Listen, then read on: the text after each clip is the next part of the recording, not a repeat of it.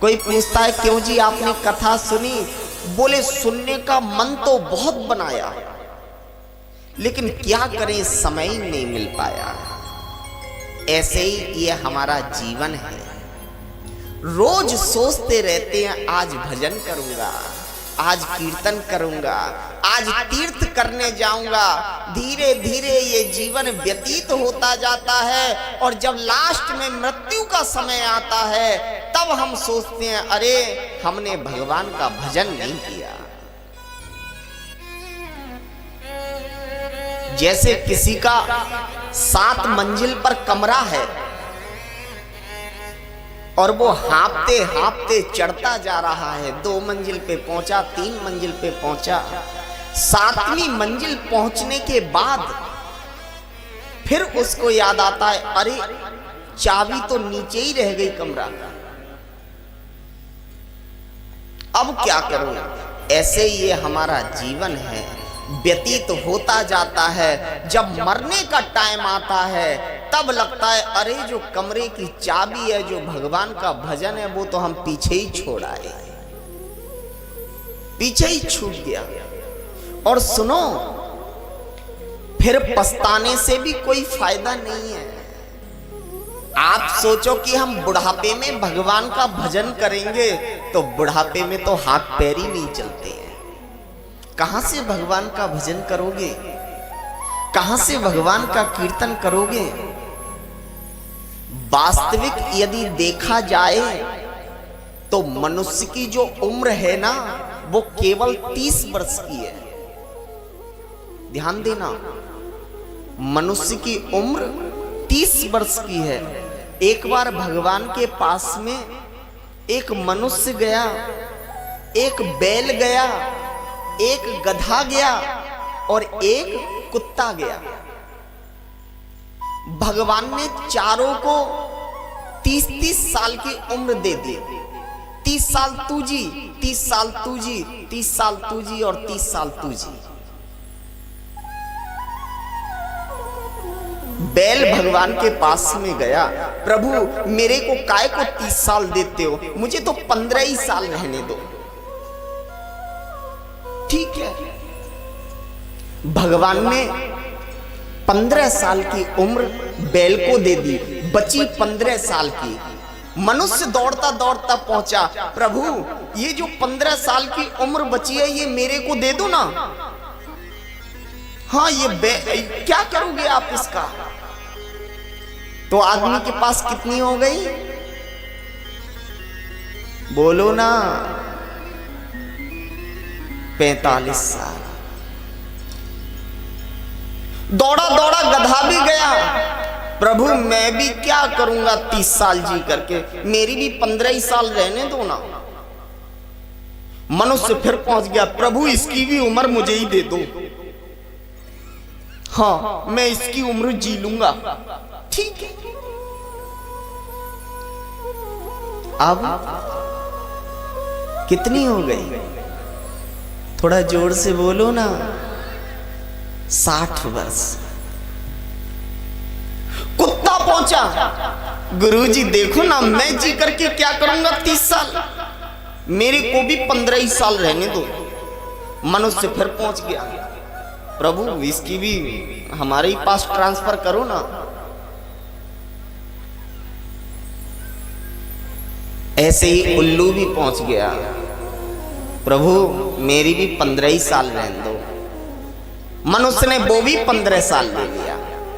अब आप देखना, वास्तविक जो आदमी अपनी उम्र जीता है वो 30 साल तक ही जीता है।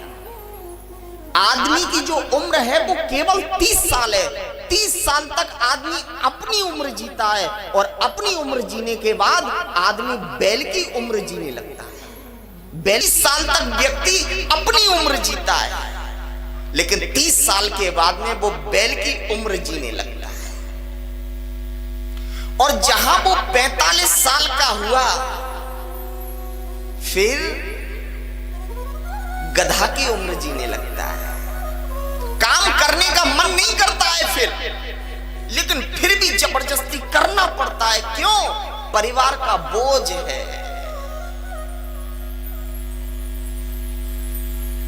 ये सत्य बात है, प्यार से बोलो। फिर वो मनुष्य काम नहीं करना चाहता, लेकिन क्या करे, गधा भी काम करना थोड़ी नहीं चाहता, वो तो जब वो डंडा पड़ते हैं तो करता है बेचारा। ऐसे ही आदमी का है, जब परिवार के डंडे पड़ते हैं तो करना पड़ता है। जब पत्नी बोलती है ना, एक मैं ही हूं जो तुम्हारे संग झेल रही हूं, और बार होती अब तक छोड़ के चली गई होती। हाँ, आजकल सब ये जरूर बोलती है, एक मैं ही हूं जो, हाँ।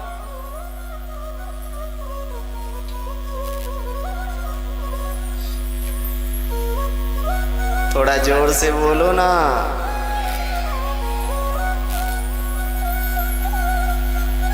गधा की उम्र जीने लगता है 60 साल तक, और 60 साल के बाद में उम्र आ जाती है कुत्ता की। हाँ, आप कहोगे महाराज कुत्ता की कैसे आ जाती है? बच्चों की शादी हो जाती है, घर में बहू आ जाती है, तो बहू पता है क्या कहती है? पिताजी बाहर पड़े रहो। हाँ, घर में आया करो, खांस के आया करो अंदर। फिर पिताजी बाहर, जैसे कुत्ता बाहर पड़ा रहता है ना। हाँ, रोटी भी अगर खाना है तो स्वतंत्र नहीं है, पहले खांसेगा फिर मंगाएगा, फिर अपनी स्वतंत्रता से रोटी नहीं मिलती है। और जब कोई व्यक्ति 75 साल का हो जाता है तो उल्लू की उम्र हो जाती है। तब वो बहू कहती है, समझा लेना अपने पिताजी को, कैसे टुकुर टुकुर देखते रहते हैं उल्लू की तरह। हाँ, लेकिन वास्तविक बात तो यही है, व्यक्ति की जो उम्र है वो केवल 30 साल तक है। 30 साल तक वो अपनी उम्र जीता है, निसंकोच, बिल्कुल टेंशन फ्री। इसलिए मेरे भैया, जब भगवान ने 30 साल की ही उम्र दी है, तो काय को पचड़े में पड़ना, क्यों लड़ाई झगड़े मोल लेना। आदमी बोलता है ना कि जब आदमी संसार से जाता है तो अपने साथ कुछ नहीं लेके जाता। ध्यान देना, जब व्यक्ति इस संसार से जाता है तो अपने साथ कुछ लेकर के नहीं जाता है। लेकिन ये सब बात झूठ है, ये सब झूठ बोलते हैं कि कुछ नहीं लेके जाता है। लेके जाता है, संसार से 2 चीज लेकर के जाता है, एक अच्छाई और एक बुराई।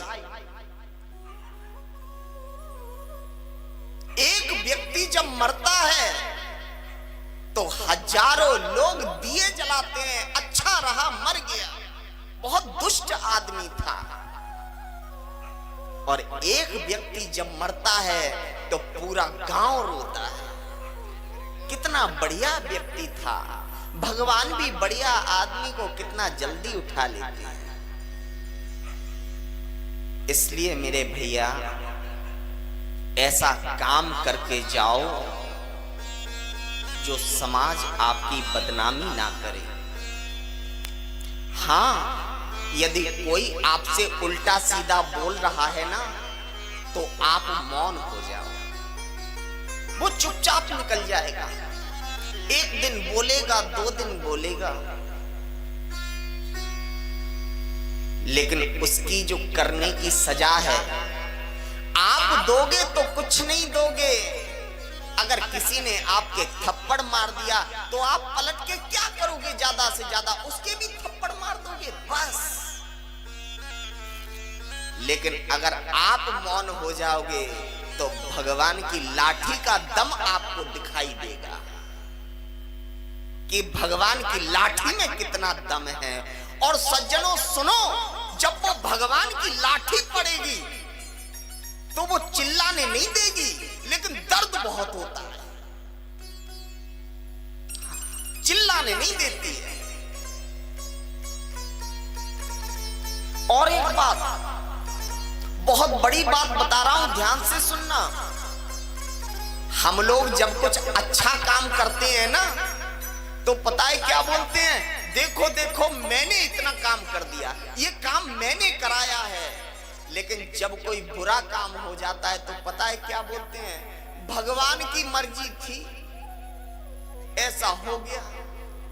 क्यों जी? अच्छा काम करोगे तो आपने किया, और खराब काम हो गया तो भगवान ने किया।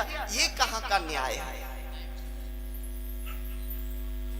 आजकल तो मैंने देखा है, जब दान भी करते हैं ना, अगर कोई आश्रम में पंखा लगा करके जाता है तो अपने पुरखों का नाम पंखा पे लिखवा देता है। हाँ, जैसे उसके पुरखा ने जिंदगी भर पूरी दुनिया के चक्कर काटे, अब मरने के बाद आश्रम में पंखा लगाए तो उसका नाम चक्कर काट रहा है, नाम चक्कर काट रहा है। अरे भैया, नाम लिखा करके क्या करना है? दान जो होता है ना, दान उसको बोला जाता है, अगर आपने इस हाथ से दान देना है तो इस हाथ को पता भी ना चले आपने कहां दान कर दिया। दान कभी बोला नहीं जाता है। यदि आपने बोल दिया तो वो दान आपका बेकार हो गया। कहीं कहीं तो मैंने देखा है, कथा जब चलती है, एक जगह में देख रहा था, वो कथा चल रही थी। कथा क्या, वो तो सब ड्रामा होते हैं, वो जो ढोलक चिमटा वाले होते हैं। हाँ, वो पहले तो गाना गा रहे थे, राधिका जी मारे मिस कॉल, कन्हैया बोले हेलो हेलो।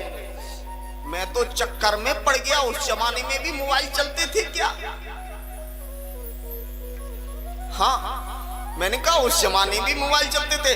अच्छा, फिर वो गा रहे हैं, राधिका जी मारे मिस कॉल, कन्हैया बोले हेलो हेलो। तब तक किसी ने 10 का नोट पकड़ा दिया तो तुरंत बोलने लगे, भैया रुक जाओ, कन्हैया बाद में अब हेलो बोलेंगे, पहले ये 10 रुपया दे रहे हैं भैया। मुझे इतना दुख लगा, मैंने कहा बताइए, भागवत कथा को ये क्या बना दिया। भागवत कथा का मतलब तो ये होता है कि हमारे बच्चों में संस्कार पड़े, हमारे बुजुर्ग जो गलत रास्ते पर चल रहे हैं या जो भाई गलत रास्ते पर चल रहे हैं वो अच्छे रास्ते पर चले, उसको बोलते हैं भागवत कथा। जिससे समाज में विकृति आ जाए उसको भागवत कथा नहीं बोलते हैं, उसको तो ड्रामा बोलते हैं। 7 दिन आपने आनंद लिया, मनोरंजन किया, उन्होंने भी पैसा कमा लिया, वो अपने घर आप अपने घर। इससे न तुम्हें फायदा हुआ न गांव को फायदा हुआ। भागवत कथा का मतलब तो ये होता है कि संपूर्ण गांव को फायदा होना, पूरे गांव को फायदा हो, वो भागवत कथा है। और आप कहोगे महाराज भागवत कथा का क्या परिणाम निकलता है? तो मैं आपको बताऊं, आपके गांव में जब पिछली वर्ष भागवत हुई थी ना, तो मैंने ये देखा, लास्ट दिन मेरा सबने तिलक किया, और तो और इस गांव के मुसलमानों ने भी तिलक किया। और एक बात बताऊं, जब मैं बाइक पे बैठ करके जा रहा था तो एक मुस्लिम समाज की स्त्री, मुस्लिम समाज की माता, एक बच्चा ऐसे इस तरह से गोद में ली हुई थी और दौड़ती दौड़ती आ रही है, महाराज रुको, महाराज रुको। मैंने कहा भैया थोड़ा बाइक रोक ले, एक माता जी आ रही हैं। बाइक रोका तो मुझसे जाके पता है क्या बोली, महाराज मैंने मजदूरी करके ये 500 रुपया बचाए और मेरा भाव है मैं आपको देना चाहती हूँ। और महाराज जब उसने मुझे वो 500 रुपया दिए तो मेरी आंखों से आंसू आ गए। देखो भागवत कथा की महिमा कि मुस्लिम समाज के लोगों को भी बदल दिया। इसको बोलते हैं भागवत कथा। प्यार से बोलो, कथा का मतलब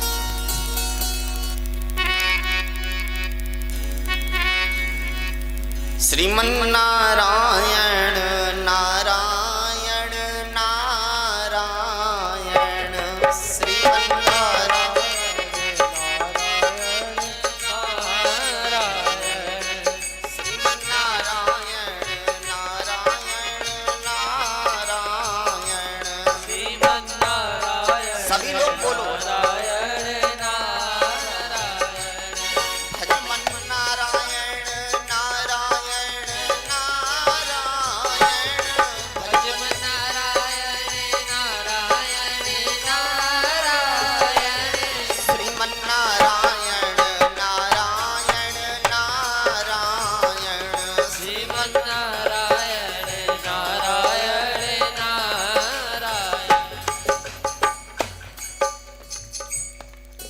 अरे राम नाम के आलसी भोजन के होशियार, राम नाम के आलसी भोजन के होशियार, राम नाम के आलसी भोजन के होशियार, राम नाम के आलसी भोजन के होशियार।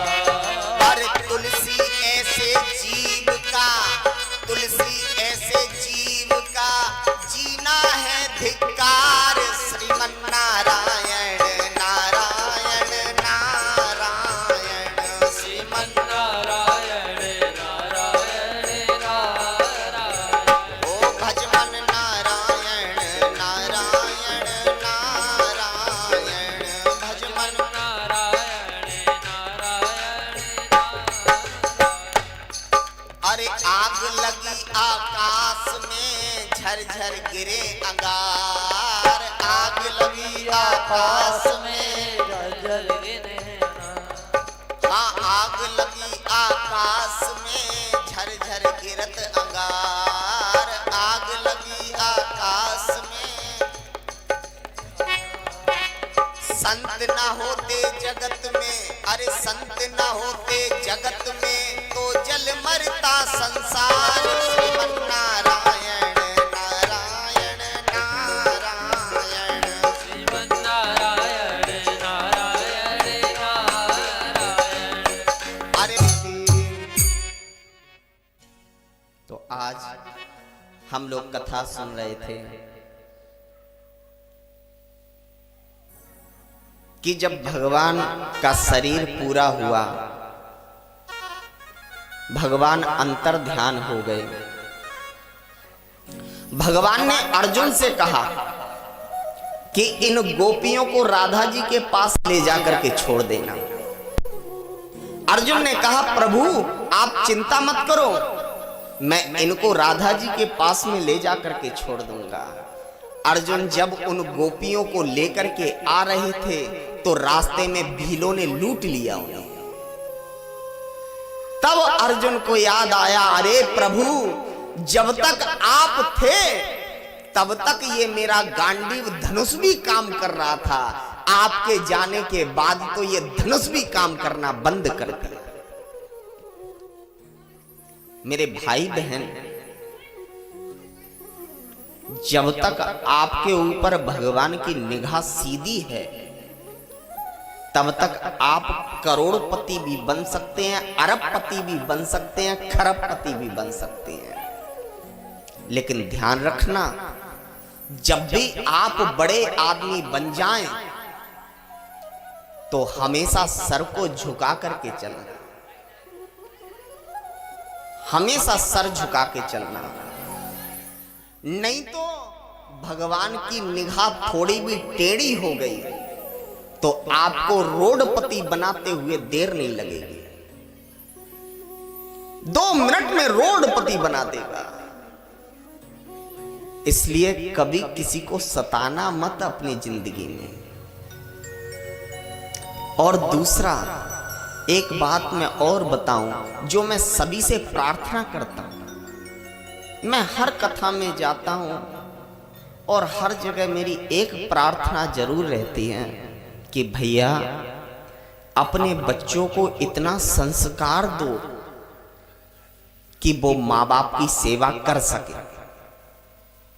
नहीं तो ध्यान रखना, अगर आपने अपने बच्चों को संस्कार नहीं दिया तो आगे इतना समय खराब आने वाला है कि आपके बच्चे आपको घर में नहीं रहने देंगे, वृद्धाश्रम में निकाल कर छोड़ आएंगे। आजकल शहरों में देखने को मिल रहा है, कुछ दिन बाद गांव में भी देखने को मिलेगा। इसलिए बच्चों को संस्कार जरूर दो। और माताओं, आपसे मैं निवेदन करूंगा कि आप अपने सास ससुर की सेवा जरूर किया करें।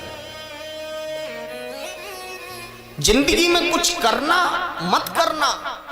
अगर आप पूजा करने बैठी हैं, आरती कर रही हैं, आदि आरती हुई, और अगर आपकी सास ने कहा बहू पानी चाहिए, तो सुनो, आरती को वहीं के वहीं छोड़ देना, पहले पानी जा करके देना। क्योंकि अगर आपने एक भी बार बोल दिया कि माता जी अभी तो मैं आरती कर रही हूं, थोड़ी देर रुक जाओ, फिर पानी लेकर के आती हूं, ध्यान रखना वो आपने पूरी जिंदगी जो पुण्य किया है ना, वो पुण्य सारा खत्म हो जाएगा, सारा पुण्य खत्म हो जाएगा। अच्छा सुनो, ये जरूरी नहीं है कि मैं बहू को ही समझा रहा हूं ये बात, थोड़ा बहुत सास को भी ध्यान रखना पड़ेगा। हाँ, ऐसा नहीं है कि सब कुछ महाराज बहू को समझा रहे हैं, बहुत अच्छा है। घर में सास बहू में कभी झगड़ा ही नहीं होगा, कभी झगड़ा नहीं हो सकता। पहले आपने देखा था कि सास बहू में झगड़े कभी नहीं होते थे। क्यों? क्योंकि सास बहू को भगवान की कथा सुनाती थी। घर में जो बुजुर्ग होता था वो पूरे परिवार को बिठाता था, रामचरितमानस सुनाता था। घर में कभी संस्कार की कमी नहीं आती थी। लेकिन आजकल क्या होता है, आजकल सास बहू मिलके टीवी में सीरियल देखती हैं, और सीरियल भी क्या देखती हैं, सास बहू की लड़ाई।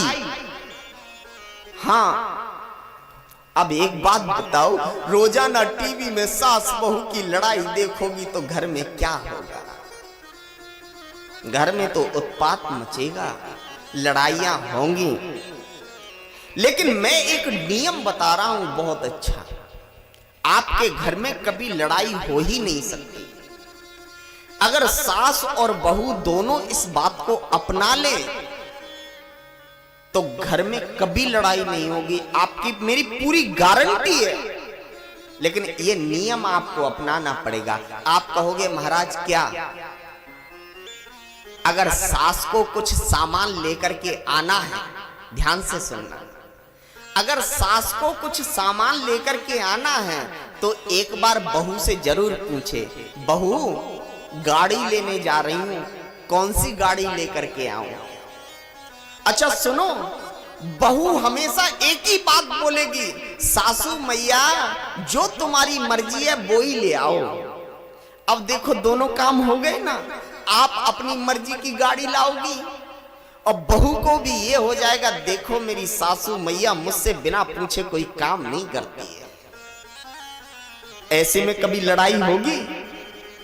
कभी लड़ाई नहीं होगी। और माताओं, आपसे मैं एक निवेदन करूंगा, आप अपने माँ बाप को माँ बाप मान रही हैं, बहुत अच्छी बात है, लेकिन सास ससुर को सास ससुर कभी मत मानो, उनको अपने माँ बाप से बढ़ के मानो। क्यों? क्योंकि आपके माँ बाप ने उनको आपको दान कर दिया। दान करने के बाद में वो चीज फिर उनकी नहीं रह जाती, अब आप इनके हो गए। लेकिन वो आजकल नियम ही उल्टा चल गया। पति अगर कुछ भी बोल दे तो तुरंत कहते हैं लगाऊं अभी फोन अपने मायके में, 1 मिनट में ठीक हो जाओगे। हाँ, बुलाऊं अपने भैया को, प्यार से बोलो।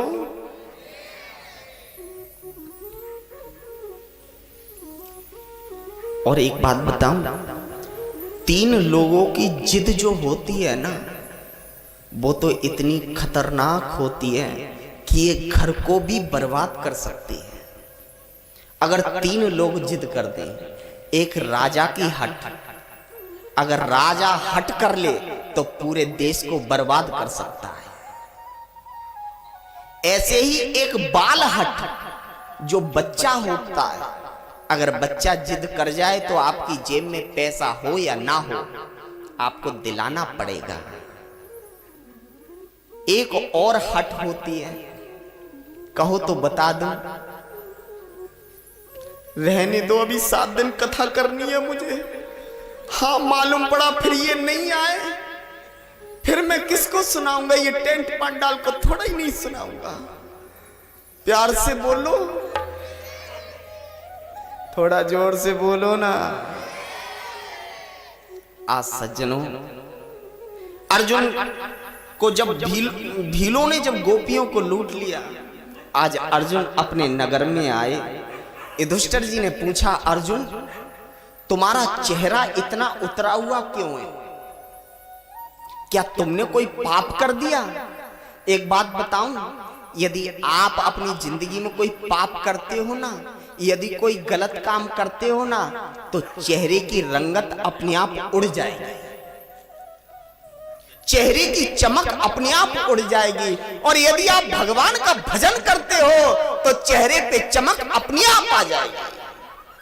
हाँ, एक जगह मैं शहर में कथा कर रहा था तो एक मुझसे प्रश्न करने लगा, महाराज आप क्या ब्यूटी पार्लर जाते हो क्या? मैंने कहा भैया ये तो भगवान के भजन की चमक है। भगवान का भजन करोगे तो चेहरे पे चमक अपने आप आ जाएगी। आज अर्जुन का चेहरा उतर गया। युधिष्ठिर ने पूछा, क्या हुआ अर्जुन, बताओ ना। अर्जुन ने कहा, भैया भगवान श्री कृष्ण हमको छोड़ करके चले गए। आज कुंती माता दीवाल से टिकी हुई थी और जैसे ही माता कुंती ने सुना कि भगवान कृष्ण छोड़ के चले गए, माता कुंती का वहीं पे प्राणांत हो गिर पड़ी। युधिष्ठिर ने कहा, अब हम लोग यहां नहीं रहेंगे, चलो यहां से चलते हैं स्वर्ग के लिए। और सज्जनों, युधिष्ठिर जी 5 पांडवों को लेकर, द्रौपदी को लेकर स्वर्गारोहण के लिए चलती है। परीक्षित को राज दे दिया और राज देने के बाद स्वर्गारोहण के लिए चलती है। रास्ते में जा रहे थे स्वर्गारोहण के लिए, इनसे मना करो, बात ना करो।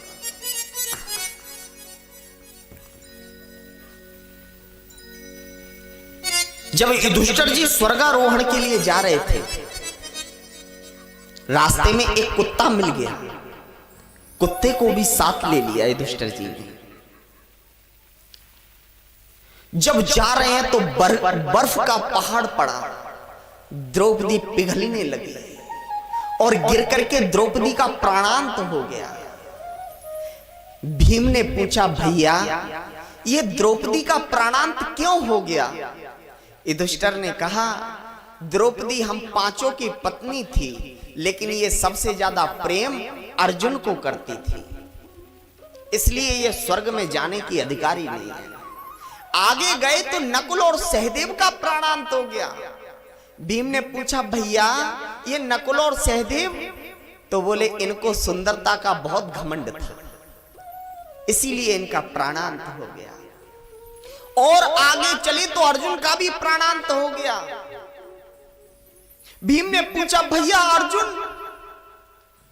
युधिष्ठिर जी ने कहा, इसको अपने गांडी पर अहंकार बहुत था, इसको अपने धनुष पर बहुत बड़ा अहंकार था, इसलिए स्वर्ग में जाने का अधिकारी नहीं। और आगे बढ़े तो भीम भी गिरने लगे। भीम ने कहा, भैया मैं? युधिष्ठिर ने कहा, तू खाता बहुत था, हाँ इसीलिए तू भी नहीं जाएगा। आज युधिष्ठिर जी जब स्वर्ग के लिए चल दिए तो रास्ते में यमराज जी ने आकर के रोक दिया।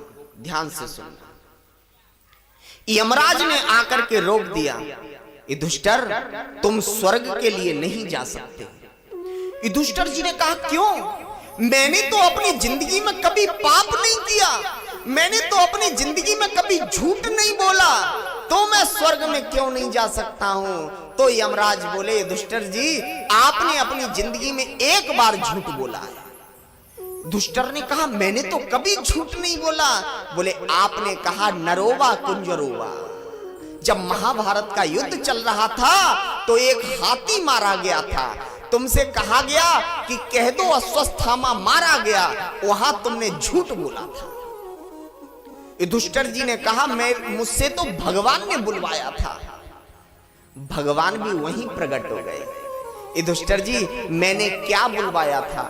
युधिष्ठिर जी ने कहा आपने ही तो कहा था बोल दो कि अश्वत्थामा मारा गया। तो बोले तो इसमें झूठ क्या था? मैंने तो ये कहा कि बोल दो अश्वत्थामा मारा गया। अश्वत्थामा उस हाथी का नाम था, लेकिन बाद में जो लाइन तुमने जोड़ दिया नरोबा कुंजरोबा, नर था या हाथी था मेरे को नहीं पता, वो झूठ बन गया। इसलिए आपको एक क्षण के लिए नरक में जाना पड़ेगा। अब सोचने वाली बात यह है बंधुओं कि गलती से युधिष्ठिर जी ने एक बार झूठ बोल दिया तो उनको नरक में जाना पड़ा। हम लोग तो दिन और रात झूठ बोलते रहते हैं, हम लोगों का क्या होगा? सोचने वाली बात है। प्यार से बोलो।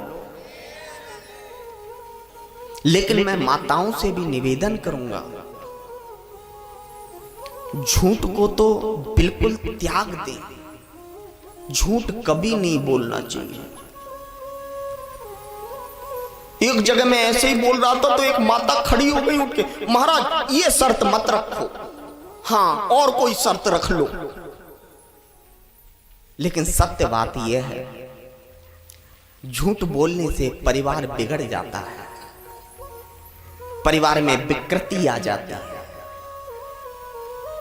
अगर आपका झूठ पकड़ा जाता है ना तो परिवार बिखर जाता है। अच्छा, माताओं की एक आदत और होती है, पति अगर घर पे आते हैं उनके पर्स से कभी कभी निकाल लेती हैं, हाँ, फिर वो 2-4 हजार 5 हजार 10 हजार इकट्ठा हो जाता है और फिर ठाट बाट से जाती हैं अपने मायके रक्षाबंधन पर। हाँ, फिर वहां से सोना का अंगूठी बनवा के लाती हैं और आकर के बोलती हैं कि देखो ना जी ये मेरे भैया ने दिए हैं। हाँ, ओहो, प्यार से बोलो। ये पता है, ये माताओं का स्वभाव है, ये गलती नहीं है, ये माताओं का स्वभाव है। अपने मायके की बदनामी नहीं सह सकती। अच्छा सुनो, अगर माता बोल देना देखो ना तुम्हारे बाप ऐसे बोल रहे थे, तो समझ लेना कि ये मीठी बाणी बोल रही है। लेकिन अगर आपने कह दिया कि तेरे भी तो बाप कहोगे, पिताजी हैं वो, हाँ पिताजी हैं, बोल कैसे रहे हो, शर्म नहीं आती तुम्हें? प्यार से बोलो। इस तरह से युधिष्ठिर जी को एक क्षण के लिए नरक में जाना पड़ा।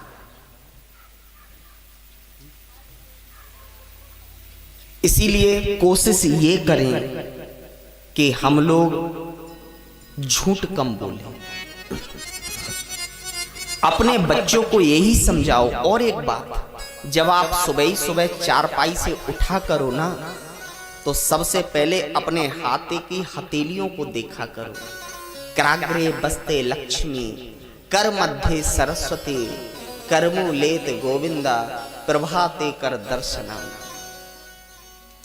जब चारपाई से उठा करो तो पहले हाथों के दर्शन किया करो, हथेलियों के, उसके बाद धरती माता के चरणों को छुआ करो और उसके बाद अपने माता पिता के चरणों को छुआ करो और माताएं अपने सास ससुर के चरणों को छुआ करें। ध्यान रखना, आपको कहीं तीर्थ जाने की जरूरत नहीं है, आपको कभी भजन करने की जरूरत नहीं है, क्योंकि जब आप डॉक्टर के पास जाते हैं ना तो डॉक्टर पता है क्या बोलता है? भैया दवा तो मैं दे दे रहा हूं, लेकिन इसको तो दुआ ही बचा सकती है। बोलता है ना, बोलो ना, जोर से बोलो ना। माताएं तो ऐसे बैठ जाती हैं आकर के, जैसे वो रसोई गैस में गैस खत्म हो जाती है, फिर वो आलती पालती मार करके आराम से, क्या हुआ? अरे बहन क्या बताऊं, रसोई में गैस खत्म हो गई। ऐसा, अरे थोड़ा तेज बोलो ना, जोर से बोलो।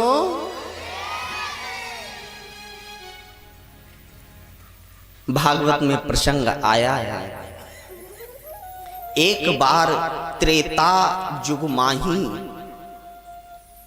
शंभु गए कुंभज ऋषि पाए। रामचरितमानस में आया है और भागवत में भी थोड़ी शिव कथा आई है। शंकर जी कुंभज ऋषि के पास में गए। एक बात और, कुछ लोग एक प्रश्न करते हैं, महाराज जैसे हम सीता राम बोलते हैं, राधे श्याम बोलते हैं, तो शंकर पार्वती क्यों बोलते हैं? पार्वती शंकर क्यों नहीं बोलते? ऐसा कुछ लोग प्रश्न कर देते। लेकिन सुनो, पता है पार्वती शंकर क्यों नहीं बोलते हैं? जब तक भगवान शंकर के साथ में सती थी, दक्ष की पुत्री, जब तक सती थी और जब तक उन्होंने भगवान राम का अपमान नहीं किया था, तब तक आप पूरी रामचरितमानस पढ़ लेना। सबसे पहले सती का नाम आया है, बाद में शंकर का नाम आया है। जब उन्होंने भगवान राम का अपमान कर दिया, उस दिन के बाद सती दूसरे नंबर पर आने लगी। पूरी रामचरितमानस पढ़ लेना। सोचने वाली बात यह है कि जब सती मैया जैसी भगवान शंकर की पत्नी अगर भगवान का अपमान करके दूसरे नंबर पर आ सकती हैं, तो हम लोग तो कोई चीज नहीं है। हम लोग अगर धर्म के काम में अड़ंगा लगाते हैं, तो सोचिए हम कौन से नंबर पे पहुंच जाएंगे भगवान के सामने। जब भगवान शंकर कथा सुनकर के लौट रहे थे, रास्ते में राम जी निकल के जा रहे थे, सीता के वियोग में रो रहे थे। हे खग मृग हे मधुकर श्रेणी, तुम देखी सीता मृग नयनी। वृक्षों से पूछ रहे हैं, और तो और मृग से पूछ रहे हैं, जानवरों से पूछ रहे हैं, क्या तुमने मेरी सीता को देखा है? भगवान शंकर ने भगवान राम को प्रणाम किया। माता सती बोली, आप इनको प्रणाम कर रहे हैं? जिसको मर्जी आती है उसको ही प्रणाम कर लेते हैं। कोई ऐरा गहरा गुजर जाए आपके सामने से, उसको प्रणाम कर लेते हो? कौन है ये? तब भगवान शंकर बोले, जिनकी हम कथा सुन के आए हैं ना, यही तो राम जी हैं। माता सती बोली, मैं ऐसे नहीं मानूंगी। बोले फिर? बोले मैं तो पहले परीक्षा लूंगी। एक बात बताऊं, अगर आपसे पति किसी चीज की मना कर रहा है ना, तो उस बात को मानना चाहिए। नहीं तो किसी दिन ऐसा हो जाएगा कि जैसा आज सती के साथ में हो गया। शंकर जी ने बहुत मना किया, तुम्हें मेरी बात पे भरोसा नहीं है। माता सती ने कहा, ना मुझे तुम्हारी बात पे भरोसा नहीं है, मैं पहले परीक्षा लूंगी। माता सती ने मैया सीता का रूप बना लिया और भगवान राम के पास में पहुंच गई। और जैसे ही मुस्काई, लक्ष्मण जी तो दौड़ते दौड़ते आए, भैया भाभी मिल गई। प्रणाम किया लक्ष्मण जी ने। राम जी भी पीछे पीछे आए और मैया को प्रणाम किया, दंडवत कर लिया, लेट गए। और लेटने के बाद जब उठे तो मैया से बोले, माता बाबा नहीं आए क्या? बाबा कहां रह गए? आज सती के मन में बड़ा ग्लानि हो गई। मैंने राम जी की बहुत गलत परीक्षा ले ली, मुझे ऐसी परीक्षा नहीं लेना चाहिए था। जब माता सती लौट करके गई भगवान राम के पास, भगवान शिव के पास में, शंकर जी ने पूछा, हो गई संतुष्टि? बोले हां। कैसे हुई, क्या परीक्षा ली? आज माता सती यहां भी झूठ बोल गई। प्रभु कछुना परीक्षा लीन गुसाई, कीन प्रणाम तुम्हारे ही नाई। जैसे आपने प्रणाम किया वैसे ही मैं प्रणाम करके चली आई। शंकर जी बोले ऐसा नहीं हो सकता, गई तो इतने ताव में थी, हाँ, और जब आई है तो बिल्कुल सरेंडर है, कोई ना कोई बात तो जरूर है। शंकर जी ने जब आंखें बंद करके देखा तो क्या देखते हैं कि सती ने माता सीता का रूप बना लिया। शंकर जी ने मन ही मन कहा कि अरे सती, दुनिया में किसी का रूप बना लेती वो चल जाता, तूने तो मेरी मां का ही रूप बना लिया। अब मैं तुझे अपना नहीं सकता जिंदगी में, आज से मैं तेरा परित्याग करता हूं। माता सती को भी अनुभव तो हो गया, लेकिन माता सती करें तो क्या करें।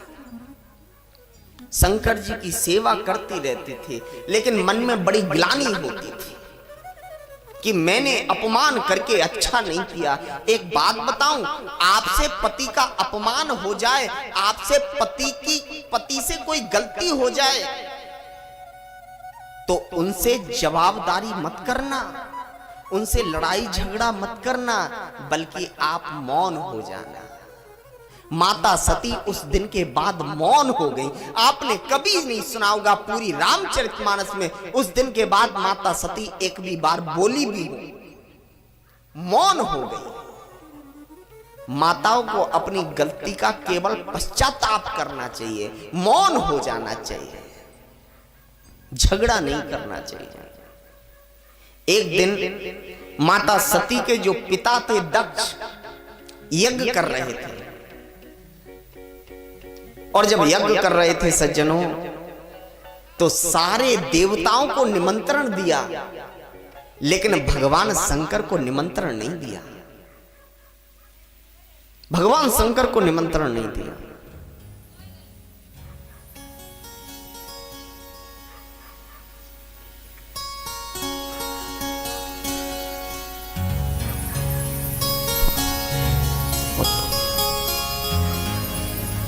बोलिए बांके बिहारी लाल की। भगवान शंकर को निमंत्रण नहीं दिया, ध्यान से सुने। तो आज सारे देवता लोग विमान से उड़ करके जा रहे थे। अच्छा सुनो, ये जो देवता लोग होते हैं ना, इनमें और आपके पड़ोसियों में कोई अंतर नहीं होता है। हाँ, जैसे आपकी किसी के घर से लड़ाई हो, उसके यहां शादी हो रही हो, आपके पड़ोसी के घर पे कार्ड आया है, तो पड़ोसी को कितना भी पता है कि इनके घर लड़ाई है, फिर भी वो पूछने जाएगा, क्यों जी शादी में नहीं चलोगे क्या? हाँ, पड़ोसी को पता रहता है कि इनसे उनकी लड़ाई चल रही है, लेकिन फिर भी पूछने जाएगा, अरे शादी में नहीं चलना है क्या? बोले किसकी? अरे बोले तुम्हें नहीं पता है हमारी लड़ाई है? ओ मैं तो भूल गया, बिल्कुल मुझे गलत मत सोच लेना, मैं तो भूल गया। ऐसे ही देवता लोग कैलाश पर्वत पर होकर के जा रहे थे। अरे क्या जरूरत थी उनको उतरने की, लेकिन उतर आए। माता सती से बोले, अरे तुम तैयार नहीं हुई अब तक? माता सती बोली, क्यों, क्या हुआ? बोले, अरे तुम्हारे पिता के यहां यज्ञ हो रहा है, चलो ना। माता सती बोली, पहले मैं अपने स्वामी से आज्ञा ले लूं, उसके बाद जाऊंगी। आज माता सती भगवान शंकर के पास में पहुंची। एक बात ध्यान रखना माताओं, यदि आपके मायके में आपके पति का अपमान हो रहा है तो ऐसे मायके को बिल्कुल त्याग देना चाहिए। बात कड़वी जरूर है लेकिन सच बात है, क्योंकि यदि आपके पति का अपमान हो रहा है तो एक दिन ऐसा आ जाएगा कि आपका भी अपमान होने में देर नहीं लगेगी। आज माता सती भगवान शंकर के पास में पहुंची। बाबा, स्वामी, एक निवेदन करना चाहती हूं, बताओ। अच्छा, माताओं में बुद्धि बहुत होती है। हाँ, अगर उनको अपना कोई काम करना होगा तो पता है क्या बोलेंगे? देखो ना, तुम्हारे ससुर जी के यहाँ ऐसा काम होने वाला है। हाँ, ये नहीं बोलेंगे मेरे पिता के यहाँ होने वाला है, क्योंकि उन्हें अपना काम निकालना है। आज माता सती ने भी वही किया। बाबा, आपको नहीं पता है आपके ससुर जी यज्ञ कर रहे हैं? शंकर जी ने कहा, मेरे पास कोई निमंत्रण नहीं आया है। तो स्वामी, मैं तो उनकी बेटी हूं, मैं तो जा सकती हूं। भगवान शंकर ने कहा, शादी के बाद में बेटी पराई हो जाती है और बिना बुलाए तो बेटी को भी बाप के घर नहीं जाना चाहिए, बिना बुलाए नहीं जाना चाहिए। लेकिन हाँ, अगर तुम्हारी इच्छा है तो मैं रोकूंगा भी नहीं, तुम चली जाओ। माता सती ने जल्दी जल्दी साड़ी पहनी। हाँ, माताओं को पता चल जाए मायके जाना। प्यार से बोलो। और चली गई अपने पिता के यहां। तो क्या देखा कि यज्ञ हो रहा था। यज्ञ में सभी देवताओं का हिस्सा था, लेकिन शंकर जी का कोई हिस्सा नहीं था। माता सती को यह बात अच्छी नहीं लगी और जाकर के अपने पिता के पास में गई तो पिता ने मुंह फेर लिया। माता के पास में गई तो माता ने तो गले से लगा लिया, मेरी पुत्री है। लेकिन माता सती को यह बात अच्छी नहीं लगी। अब माता सती दौड़ती दौड़ती गई यज्ञशाला में और यज्ञ कुंड में ही अपने शरीर को त्याग दिया। वहीं उनका प्राणांत हो गया। प्यार से बोलो, वहीं उनका प्राणांत हो गया। शंकर जी को जब ये बात पता चली तो शंकर जी ने अपनी जटाओं में से एक बाल को उखेड़ा, धरती पर पटका। वहीं पर एक गण उत्पन्न हुआ जिसका नाम था वीरभद्र, और वीरभद्र ने आकर के पूरे यज्ञशाला को विध्वंस कर दिया। दक्ष का सर काटा और सर काटने के बाद उनका सर यज्ञ में ही सिरा दिया। सारे देवता लोग भगवान शंकर के पास में गए। बाबा, अब आप क्षमा करो, क्षमा कर दो इन्हें। बाबा ने कहा, ठीक है, क्षमा किया जाओ, लेकिन यज्ञ पूरा कैसे होगा? तो दक्ष के सर पर एक बकरे का सर लगा दिया, बकरे का सर लगा दिया। लेकिन जब वो यज्ञशाला में मैं कर रहे थे ना, तो भगवान शंकर को हंसी आ गई। इतना सब होने के बाद भी इसका अहंकार नहीं टूटा, अभी भी मैं कर रहा है। हाँ, अभी भी मैं कर रहा है। भगवान शंकर समाधि में आकर के बैठ गए। एक बार सारे देवता भगवान शंकर के पास पहुंचे और जोर जोर से रोने लगे, चिल्लाने लगे। भगवान शंकर ने जब रोने की आवाज सुनी, देवताओं से पूछा, अरे देवताओं, रो क्यों रहे हो तुम? बोले, बाबा, हम इसलिए रो रहे हैं कि बहुत दिन बीत गए। माता जो सती थी ना, उन्होंने दूसरा अवतार ले लिया पार्वती के रूप में, हिमांचल के यहां। देवता लोग बोले, बाबा, हम इसलिए रो रहे हैं, बहुत दिन हो गए, अभी तक हमने कोई मंगल समाचार नहीं सुना। बोले मंगल समाचार, क्या सुनना चाहते हो बताओ। बोले बाबा हम विवाह देखना चाहते हैं, हमको विवाह देखना है अपनी आंखों से। शंकर जी बोले ठीक है विवाह देखो, हम भी चलेंगे विवाह में। शंकर जी से बोले बाबा लेकिन विवाह होगा किसका ये भी तो सुनो। शंकर जी बोले हाँ ये तो मुझे नहीं पता किसका विवाह होगा, बताओ।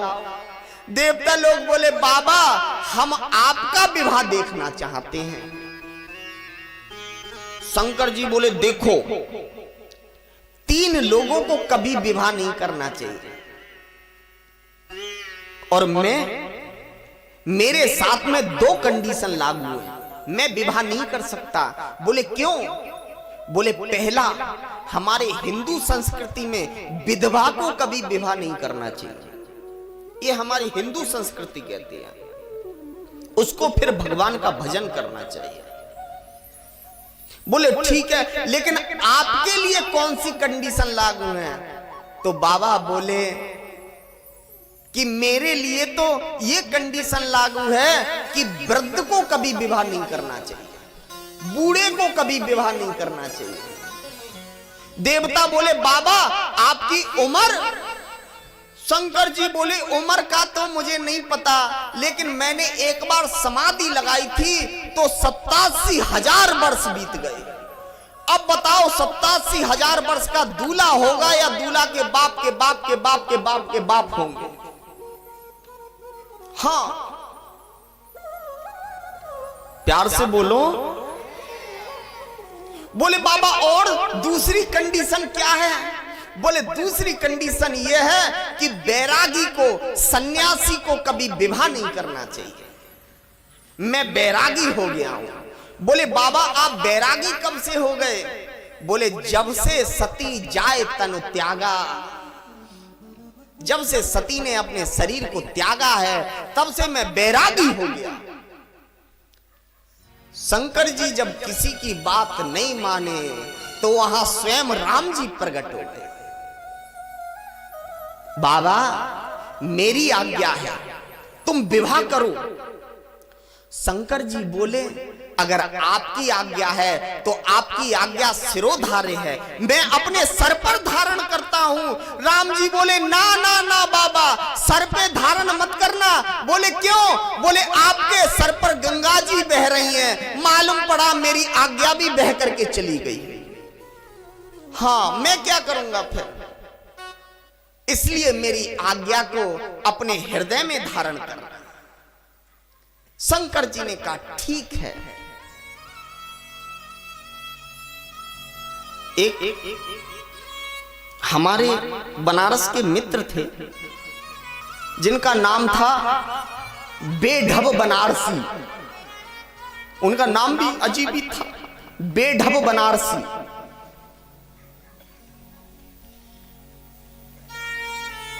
मैं उनके पास गया, कवि थे बहुत अच्छे। मैंने कहा बनारसी जी आपने हर चीज पर तो लिखा है, लेकिन ये बताओ यदि व्यक्ति को विवाह करना हो तो कौन कौन सी उम्र में विवाह करना चाहिए? सरकार बोलती है कि बेटी की उम्र 18 वर्ष होना चाहिए और बेटा की उम्र 21 वर्ष होना चाहिए। आपके हिसाब से कौन कौन सी उम्र में विवाह करना चाहिए? तो बेढब बनारसी जी ने बड़ी सुंदर एक कविता बताई। बोले ब्याह की चाह उठे मन में, अगर मन में जब विवाह की चाह उठने लगे, ब्याह की चाह उठे मन में, तब 15, 20, 25 में कीजिए विवाह। 15, 20 और 25 तक कर लेना चाहिए। बोले फिर? बोले 30 चढ़े तब खीस बढ़े। 30 की उम्र के बाद तो गुस्सा बढ़ने लगती है आदमी को, फिर विवाह का कोई मतलब नहीं। 30 चढ़े तब खीस बढ़े और 40-50 में नाम ना लीजिए। 40-50 की उम्र में तो व्यक्ति को विवाह का नाम भी नहीं लेना चाहिए।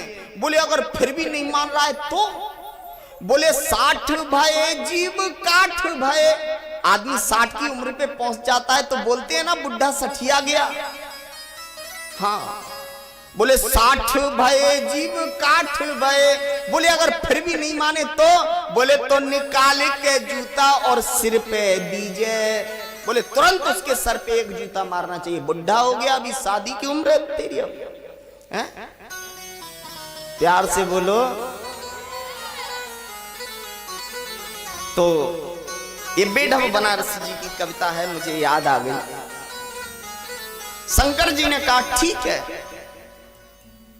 अगर प्रभु आपकी आज्ञा है तो मैं विवाह करने को तैयार हूं, मैं विवाह करने को तैयार हूं। राम जी भी खुश हो गए, सारे देवता खुश हो गए। सारे देवताओं से कह दिया जाओ अपने अपने विमान सजाओ, और सारे देवता खुश होकर के अपनी देवियों के पास में पहुंच गए। बोले चलो, शंकर जी तो विवाह को मान गए, अब सब लोग तैयारियां कर लो। अच्छा सुनो, जब शादी होती है ना तो आपका तो श्रृंगार कुछ नहीं होगा, माताओं का श्रृंगार देखो फिर। ओहो, अच्छा गांव देहात में तो अभी नहीं है, लेकिन शहरों में तो सबसे पहले पूछा जाता है भाई यहां का सबसे फेमस ब्यूटी पार्लर कौन सा है। प्यार से बोलो। माताओं से कहा कि शंकर जी विवाह को तैयार हो गए, शादी की तैयारियां शुरू कर दो। आज माताओं ने नई नई साड़ियां पहनना शुरू कर दी। एक बात और, बहुत गंभीर बात बता रहा हूं। आजकल अगर कोई आदमी कहे, आजकल यदि कोई आदमी कहे कि मैं बहुत दुखी हूं, तो वो बेकार बोल रहा है। आज के समय में कोई दुखी ही नहीं है, आज के समय में तो सब सुखी हैं। हां, अगर दुख देखना है तो पुराने बुजुर्गों से पूछो, एक एक कपड़े में पूरी पूरी साल बिता दिया करते थे, गेहूं की रोटी खाने को नहीं मिलती थी। उनसे पूछो, घर पे जो बूढ़ी माताएं थी एक एक दो दो साड़ी में पूरी पूरी साल बिता देती थी, इंतजार करती थी कब राखी बंधन आएगा, मैं अपने भैया के यहां जाऊंगी, एक साड़ी लेकर के आऊंगी। और आजकल तो ऐसा हो गया है कि माताओं की अलमारी पूरी साड़ियों से भरी हुई है, और फिर भी माताओं से पूछो तो एक ही जवाब आता है, कपड़े ही नहीं है मुझको। हाँ, प्यार से बोलो। शंकर जी ने कहा ठीक है, विवाह की तैयारियां करो। सारे लोग अपने अपने विमान सजाने लगे। विवाह की जब सब तैयारियां हो गई, शंकर जी ने कहा क्यों जी, विवाह की सब तैयारियां हो गई? बोले पता नहीं, देवता लोग कोई नहीं आए। देवता लोग भगवान विष्णु के पास में पहुंचे। प्रभु एक बात बताओ, ये तो शंकर है, ये तो नंग धड़ंग पहुंच जाएगा बारात में, इसके डंडे पड़ेंगे संग में, हमारे भी पड़ेंगे, कैसे करें? भगवान बोले सुनो, उसके पास मत जाना। क्यों? बोले वो ऐसा है, अगर फिर से समाधि में बैठ गया तो अब हमारे पास दूसरा कामदेव भी नहीं है जो समाधि जगा दे। अच्छा फिर क्या करना चाहिए? बोले एक काम करो, बिलग बिलग होए चलहु सब, निज निज सहित समाज, अलग अलग चलो सब, अपने अपने समाज को लेकर के चलो। आज भगवान शंकर ने कहा क्यों जी, दूल्हा को तैयार करने कोई नहीं आ रहा है? तो गण बोले महाराज वो सब अलग अलग जा रहे हैं। तो शंकर जी बोले बिना दूल्हा के बारात कैसी, मुझे तैयार कौन करेगा? तो आपस में गण बोले महाराज चिंता काहे को करते हो, हम हैं ना तैयार करने के लिए, हम तैयार करेंगे आपको। शंकर जी बोले क्यों रे, तू तैयार करना जानता है? दूल्हा को कैसे तैयार किया जाता है? एक गण बोला महाराज चिंता काय क्यों करते हो, हमने भी ब्यूटी पार्लर का कोर्स किया है। हाँ अच्छा ठीक है। आज सारे गण भगवान शंकर के विवाह की तैयारियां करने लगे। शिवहि शंभु गण करई सिंगारा, जटा मुकुट अहि मोर सवारा, कुंडल कंकण पहने ब्याला, तन विभूति पटके हरि छाला। एक गण बोला मैंने सुना है जब दूल्हा जाता है ना तो मोर बांध करके जाता है, मोर कहां से लेके आएंगे। एक गण बोला चिंता काय को करते हो, अभी हाल मोर बना देता हूं। दौड़ता दौड़ता गया, एक सांप को पकड़ के लाया और शंकर जी की जटाओं को ऐसा बनाया और सांप को लपेट दिया। बोले लो मोर बन के तैयार हो। एक गण बोला मैंने सुना है जब दूल्हा जाता है तो कुंडल पहन के जाता है। दूसरा गण बोला चिंता काय क्यों करते हो, कुंडल भी अभी तैयार करता हूं। दौड़ता दौड़ता गया, दो बिच्छुओं को पकड़ के लाया और शंकर जी के कान में लटका दिया। लो कुंडल बन के तैयार हो गया। एक गण बोला मैंने सुना है दूल्हा जब जाता है तो कंकण बांध के जाता है। तो एक रंग बिरंगा सांप पकड़ के लाए और कंकण को बांध दिया। बोले क्यों जी, मैंने सुना है दूल्हा जाता है तो फिर वो माला भी तो पहन के जाता है। बोले ये शंकर जी की मुंडमाला कब काम आएगी, इसी को डालो गले में। मुंडमाला शंकर जी के गले में डाल दी। एक ने कहा बाबा कपड़े, शंकर जी ने मृग चर्म उठाया और मृग चर्म बांध लिया। गण बोले बाबा क्या सुंदर लग रहे हो, आपका क्या सुंदर नजारा है, बहुत अच्छे दिख रहे हो। शंकर जी बोले अब कोई कमी नहीं है। बोले कोई कमी नहीं है बाबा, बहुत अच्छे दिख रहे हो। शंकर जी बोले अभी एक कमी है। बोले एक कमी रह गई। बोले हाँ। बोले क्या कमी है। बोले मैंने सुना है जब दूल्हा जाता है तो पाउडर लगा के जाता है, तुमने पाउडर तो लगाया ही नहीं। गण बोला बिल्कुल ठीक कह रहे हो। गण दौड़ता दौड़ता गया, गरम गरम चिता जल रही थी, उस चिता से राख लेकर के आया और पूरी भस्म शंकर जी के शरीर पे लपेट दिया। बोले लो बाबा अब दूल्हा तैयार हुआ। बढ़िया प्यार से बोलो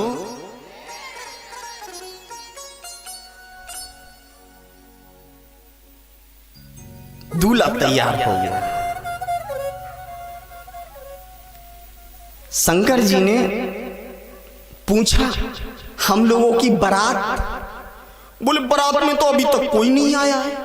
बोले देवताओं को बुलाओ ना। बोले वो नहीं आएंगी। अच्छा सुनो, देवताओं की जब पत्नियों ने ये दृश्य देखा कि शंकर जी तैयार हो गए तो देवताओं की स्त्रियां मुस्कुराने लगी।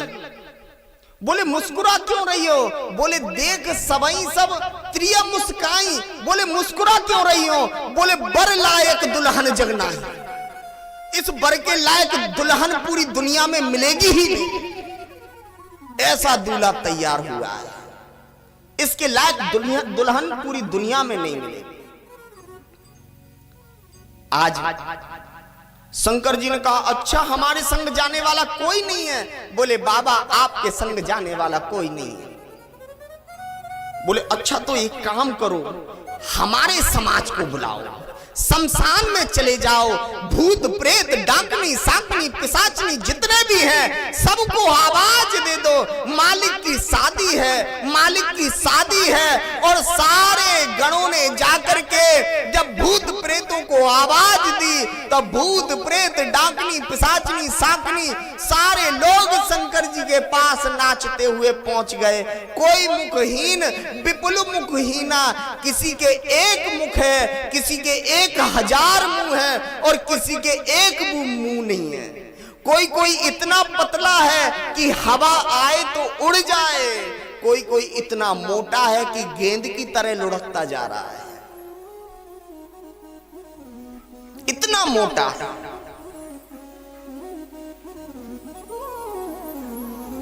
आज सज्जनों शंकर जी अपने समाज को देख करके खुश हो गए। भाई खुश क्यों ना हो, अपने अपने समाज को देख करके हर कोई खुश होता है। शंकर जी भी खुश हो गए और बारात जब चलने लगी, जैसे ही बारात चली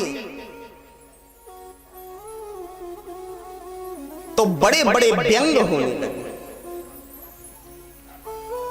जैसे ही बारात आगे को बढ़ी है, पीछे से आवाज आई, बाबा बारात रोको, बारात रोको। शंकर जी ने कहा क्या हुआ? बोले एक प्रेत इतना पतला था, हवा आई उड़ा करके ले गई, पहले उसको पकड़ के लाने दो, उसके बाद बारात आगे चलेगी। ठीक है, आज उस प्रेत को जैसे तैसे पकड़ के लाए। बोले भैया आप मत उड़ जाना, संभल के सबको पकड़ के चलना। और जैसे तैसे आगे बढ़े, फिर आवाज आई, बाबा बारात रोको। बोले अब क्या हुआ? बोले एक प्रेत इतना मोटा है और रास्ता पतला है, तो वो प्रेत फंस गया। जैसे तैसे उसको खींच करेड़ करके निकाला, पूरा छिल गया।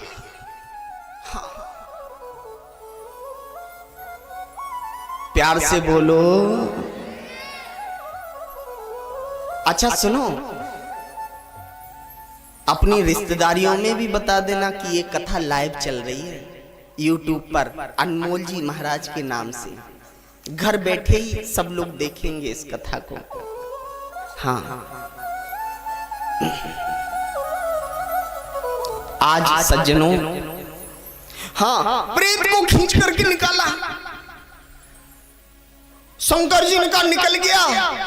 दौड़ता दौड़ता प्रेत पहुंचा। हाँ बाबा, जैसे तैसे हाँपते हुए निकला हूं मैं। शंकर जी ने कहा चल भैया, निकल तो गया कम से कम, अब बारात आगे बढ़ाएं। बोले ठीक है। जब बारात आगे बढ़ने लगी तो रामचरितमानस में आया है, नगर निकट बारात जब आई, जब नगर के निकट बारात पहुंची तो आपने बारात में देखा होगा कि गांव के जो बूढ़े बूढ़े लोग होते हैं वो बारात का स्वागत करने के लिए खड़े रहते हैं। अच्छा सुनो, बूढ़े लोग से भी ज्यादा बच्चे और ज्यादा उत्सुक रहते हैं। बारात में बच्चे और जाते हैं देखने के लिए दूल्हा कैसा है। हाँ, और माताएं बच्चों को और भेजती हैं, देख करके आना दूल्हा कैसा है, फिर आकर के बताना। ठीक है, तो आगे आगे इंद्र की सवारी चल रही थी। गांव के जो बुजुर्ग थे, गांव वालों ने देखा कि अरे इतना सुंदर दूल्हा, दूल्हा तो बहुत सुंदर है, वाह वाह वाह, हमारी पार्वती के धन्य भाग हैं, कितना सुंदर दूल्हा मिला है। आज सारे बुजुर्ग लोग इंद्र के पास में पहुंचे, रथ पर चढ़ गए और जैसे ही माला पहनाने को हुए, एक बुढ़ा ने कोनी मार दी। पहले पूछ लो ना, यही दूल्हा सरकार हैं? वैसे ही माला पहना रहे हो। उनसे पूछा भैया दूल्हा सरकार आप ही हैं क्या? इंद्र बोले अरे महाराज, हम दूल्हा सरकार नहीं है, हम तो दूल्हा सरकार के नौकर हैं। अरे गांव वालों ने जब इतना सुना कि नौकर इतना सुंदर, तो दूल्हा कितना सुंदर होगा। ओहो, दूल्हा कितना सुंदर होगा। फिर जब नौकर के इतने ठाट बाट, तो दूल्हा की क्या स्थिति होगी। आज सज्जनों, जब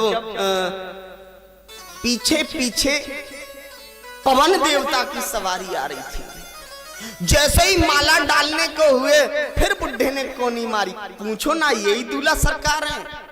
पूछा भैया आप ही दूल्हा सरकार हैं? बोले ना ना ना, हम तो दूल्हा सरकार के यहाँ झाड़ू लगाते हैं।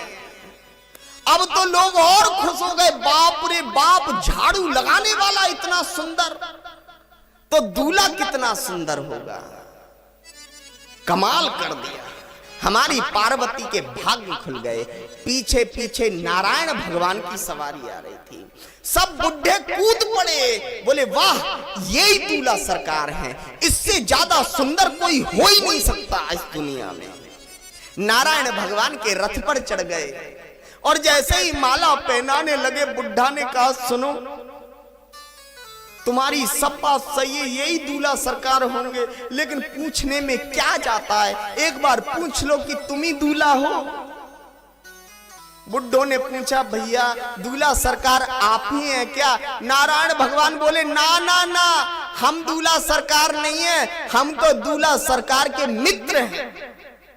अब तो बुढ़े लोग और उछल गए, बाप रे बाप, जब दूल्हा का मित्र इतना सुंदर है तो दूल्हा कितना सुंदर होगा।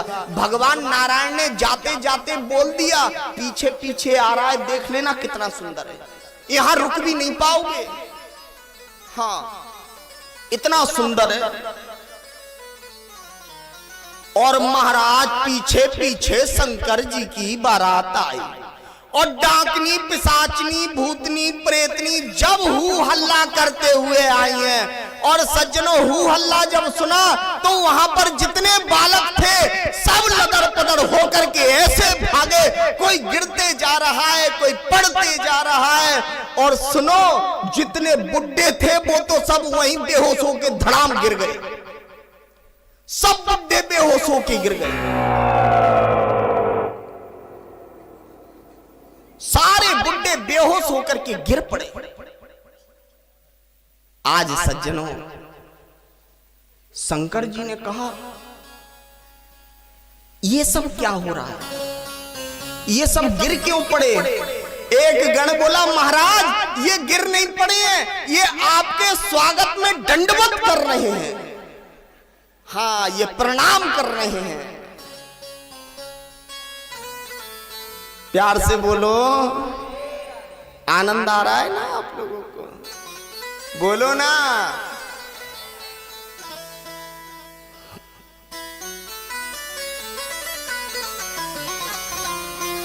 गण बोला महाराज ये तो दंडवत कर रहे हैं। अच्छा सुनो, वो बच्चे दौड़ते दौड़ते अपने घर में घुसे। जब बच्चे दौड़ते गिरते पड़ते घर में गए, मां ने रोका, बेटा बताना दूल्हा कैसा है? बच्चा ने कहा पहले दरवाजा लगा, फिर बताऊंगा दूल्हा कैसा है। दरवाजा लगा जल्दी से। मां ने कहा दरवाजा क्यों लगाऊं, बताना दूल्हा कैसा है। मां ने जैसे तैसे दरवाजा लगाया, अब बता दूल्हा कैसा है। बच्चा बोला दूल्हा, वो कोई दूल्हा है, साक्षात यमराज है, यमराज। मां ने कहा ये तो बच्चा है, फालतू बोलता रहता, ये तो फालतू बोलता रहता है, इसे अकल नाम की इसको चीज नहीं है, जा तू सो जा करके। बच्चे इतना थरथर कांपने लगे कि रजाई में घुसते ही नींद आ गई उनको। प्यार से बोलो। आज सज्जनों, शंकर जी ने पूछा ये लोग तो सब बेहोश हो गए, देखो ना इनमें से अगर कोई होश में हो तो पूछो जन्माशा कहां है, हम लोगों के रुकने की व्यवस्था कहां है, पूछो ना। सारे गण सभी बूढ़े लोगों के आसपास में घूम गए, कोई होश में नहीं था। एक बुढ़ा की थोड़ी थोड़ी सांस चल रही थी। गण बुढ़ा के पास में गया और बोला भैया रामदास, हम लोगों के रुकने की व्यवस्था कहां है? अच्छा, बुढ़ा ने सोचा ये कोई बढ़िया आदमी दिखाई दे रहा है, और जैसे ही बुढ़ा ने आंखें खोल के देखा तो क्या देखता है, जो गण बोल रहा है उसके तो सर ही नहीं है ऊपर, और वो धड़ाम से फिर से बेहोश होकर के गिर गया। और बेहोश होते होते बोल गया कि भैया ये पूरी दुनिया तुम्हारी है, जहां मर्जी आए वहीं रुक जाओ, हाँ जहां मर्जी आए वहीं रुक जाओ, ये दुनिया ही तुम्हारी है।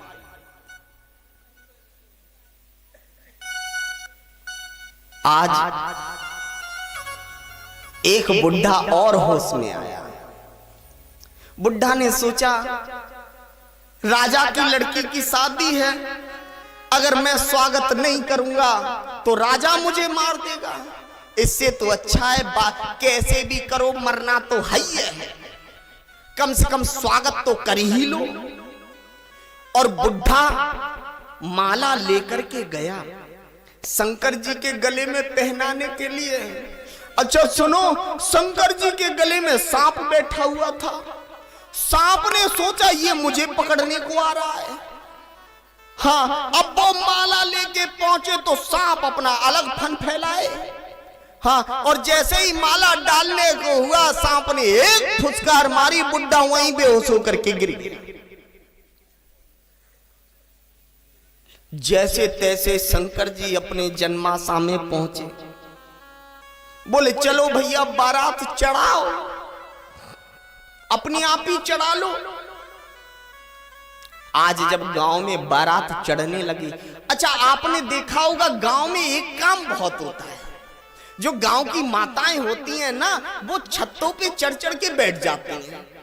दूल्हा को देखिए, वहां की भी माताएं छत पे चढ़ चढ़ के बैठ गई, और जैसे ही दूल्हा का स्वरूप देखा और डाकनी पिशाचनी को देखा तो छत पे से ही धड़ाम से गिर पड़ी।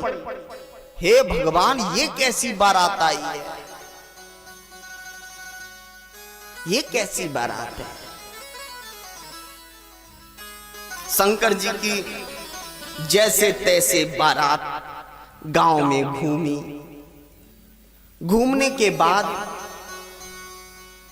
द्वार पूजा होती है, दरवाजे पे जो पूजा होती है ना, उसको क्या बोलते हैं मैं तो नहीं जानकारी है मुझे, लेकिन उसको द्वार पूजा बोलते हैं हमारे वेदों में। अब वो माताएं थाली लेकर के आती हैं। सबसे पहले दूल्हे की सास आती है, लड़की की मां, वो दूल्हा का तिलक करती है, दूल्हा की आरती करती है। तो आज माता मैना थाली सजा करके लाई। शंकर जी जब दरवाजे पर पहुंचे, अच्छा सुनो एक बात और, माताएं जब भी निकल के आती हैं ना, तो कभी भी दूल्हे के चेहरे की ओर नहीं देखती हैं। पहले वो आरती ऐसे जब करती हैं तो जैसे जैसे आरती ऊपर जाती है, वैसे वैसे ऊपर को जब आरती ऊपर पहुंचती है तब दूल्हे का मुंह देखती है।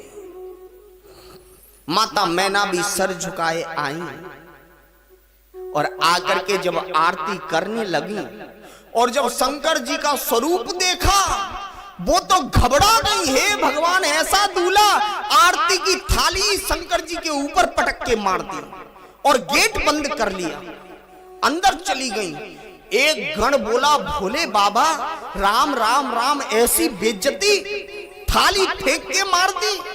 शंकर जी बोले पागल है, थाली फेंक के नहीं मारी है, ये मेरी सास ने मुझे नेग में दी है थाली। हाँ, नेग समझते हैं ना, नेग समझते हैं ना आप लोग। हाँ, ये मेरी सास ने मुझे तोहफे में, हाँ नेग का मतलब तोहफा, ये मेरी सास ने मुझे नेग में दिया है। बोले फिर ये दरवाजा क्यों बंद कर लिया?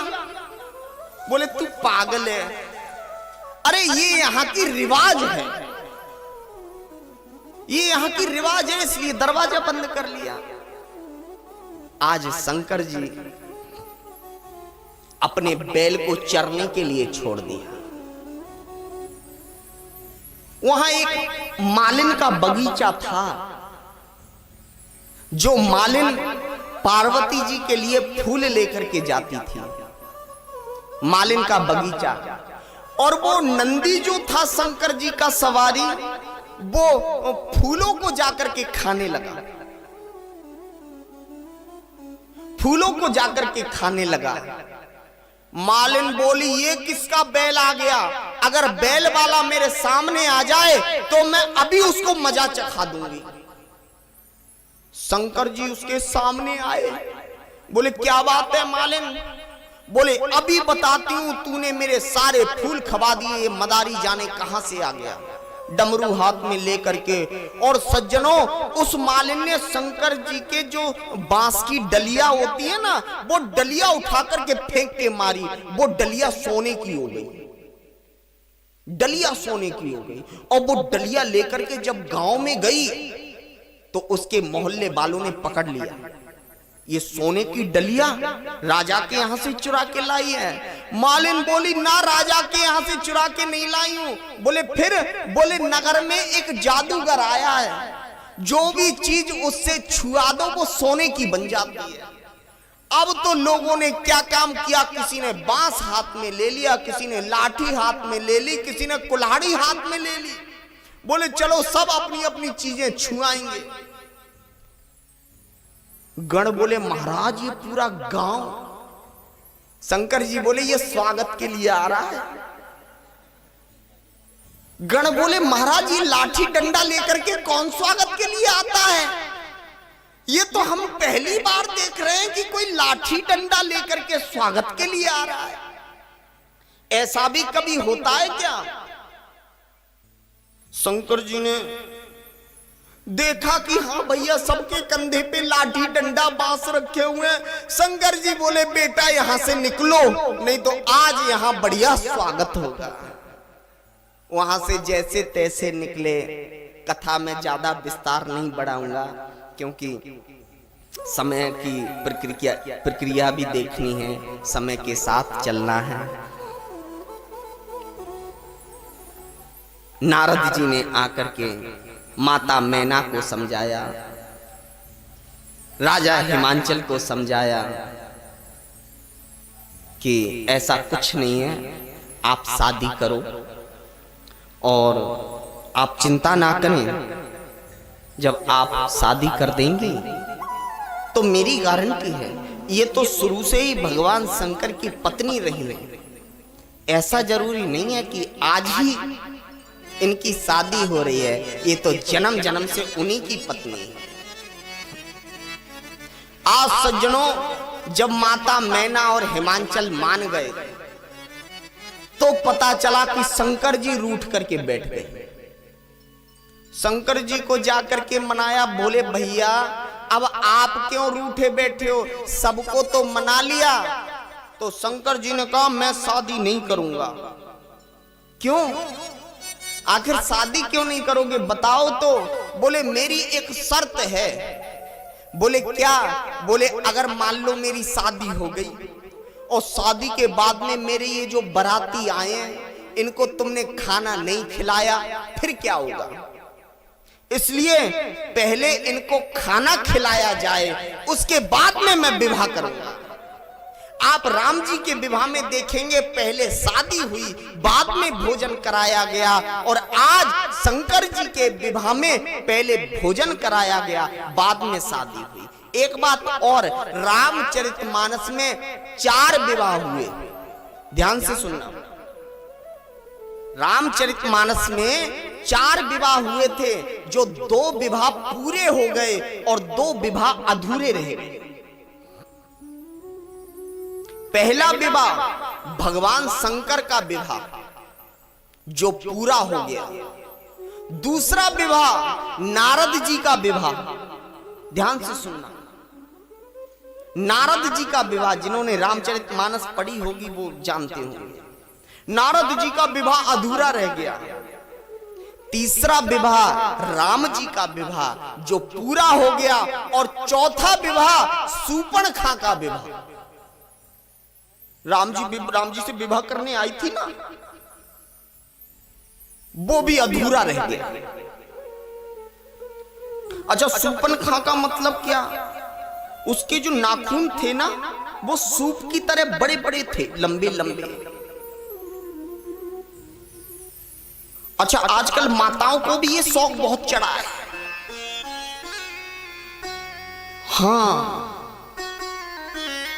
नाखून कभी नहीं रखाना चाहिए, ये दरिद्रता का प्रतीक होता है। और एक बात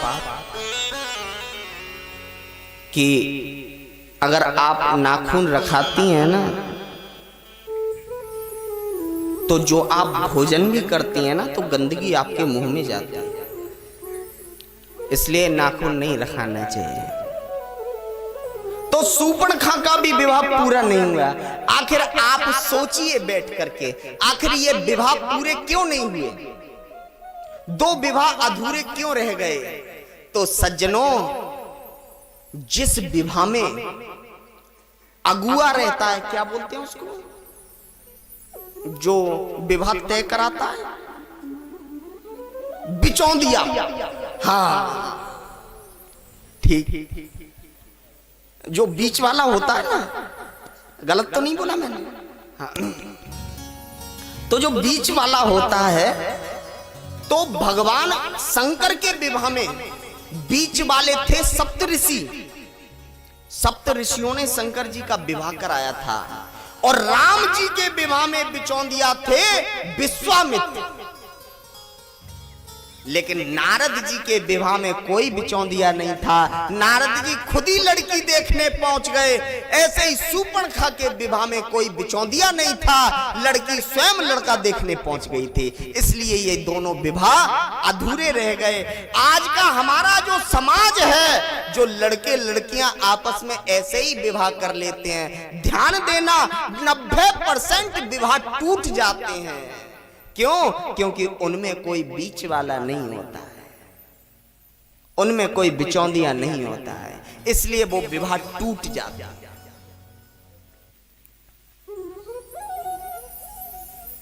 आजकल कोर्ट में जाकर के देखोगे ना, कोर्ट मैरिज से ज्यादा तलाक हो रहे हैं। क्यों? क्योंकि हमारे बच्चों के संस्कार सब खत्म होते जा रहे हैं। बेटा पिता से बोलता है तुम क्या जानो, अब हम बड़े हो गए, अपना फैसला खुद ले सकते हैं, खुद ले सकते हैं अपना फैसला। तो इसलिए ये दो विवाह अधूरे रह गए। शंकर जी ने कहा सुनो, मैं विवाह जब करूंगा पहले मेरे गणों को भोजन कराया जाए, उसके बाद मैं विवाह करूंगा। आज सज्जनों, राजा की आज्ञा, सारे गणों को पहले भोजन कराया जाए। सज्जनों, सारे गण बिठाल दिए गए भोजन के लिए। बोले पहले पत्तल परोसी जाएंगी। पत्तल वाला उठा, पत्तल लेकर के अभी परोस देता हूं पत्तल, उसमें कौन सी बड़ी चीज है। और सज्जनों, जब पत्तल वाला पत्तल परोसने के लिए चला तो वो क्या देखता है कि एक गण के 1000 मुंह है। व्यक्ति ने सोचा, दौड़ता दौड़ता हुआ आया, मालिक मालिक। बोले क्या हुआ? एक गण के 1000 मुंह है, पत्तल कितनी परोसनी है? मालिक ने कहा जितनी मर्जी आए उतनी परोस दे, आगे वाले को दे। अब आगे वाले के पास गया, उसके सर पे मुंह ही नहीं है। हाँ, अब वो कभी आगे जाए कभी पीछे जाए, किधर पत्तल परोसूं, पत्तल किधर परोसूं, कभी आगे कभी पीछे। तो गण के अंदर से आवाज आई, अरे कहीं भी परोस दे ना। तो पत्तल वाला तो पत्तल फेंक के भाग गया, हे भगवान भाड़ में जाने तो मैं नहीं परोसता हूं। हाँ, अच्छा, खीर वाले ने काम बढ़िया किया। खीर वाले ने तो चम्मच जो होती ना, चमचा, हाँ, तो चमचा में एक लंबा सा बांस बांध लिया। बोले हम तो भैया दूर से परोसेंगे, अपन रिस्क नहीं लेंगे, पता नहीं क्या हो जाए। हाँ, प्यार से बोलो, अपन रिस्क नहीं लेंगे, अपन तो दूर से। हाँ ठीक है, कहते हैं ना सावधानी हटी तो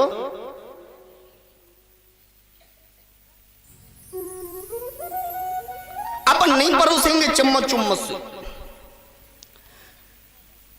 जब सब लोग परोसते परोसते थक गए, बोले भैया हम नहीं परोस पाएंगे। आज एक बुढ़े ने आकर के सलाह दी, एक काम करो ना, सारा सामान एक टेबल पे सजा दो और इन भूत प्रेतों से बोल दो अपने आप उठाओ और अपने आप खाओ, हम नहीं परोस पाएंगे। सारे भूत प्रेत अपना अपना उठाने लगे, अपना अपना खाने लगे। अच्छा, मुझे तो लगता है कि शादियों में बफर सिस्टम उसी समय से चालू हुआ है। हाँ, ये जो शादियों में बफर सिस्टम चलता है ना, ये उसी समय से किसी की प्लेट किसी में लग जा रही है, किसी के कपड़े संग, वो भूत प्रेत जैसा जब लड़ते हैं, बाप रे। हाँ,